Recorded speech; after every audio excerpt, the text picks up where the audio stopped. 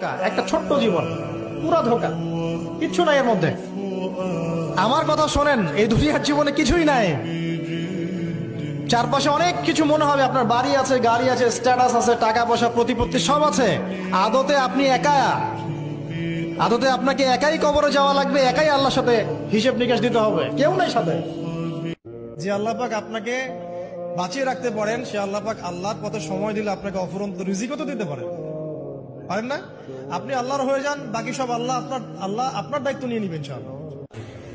একটা কালিমা আছে, সকালে এবং সন্ধ্যায় 7 বার করে পড়লে আল্লাহ পাক ওই ব্যক্তির দুনিয়া আখিরাতের সমস্ত দায়িত্ব নিয়ে নিবেন ইনশাআল্লাহ তাআলা।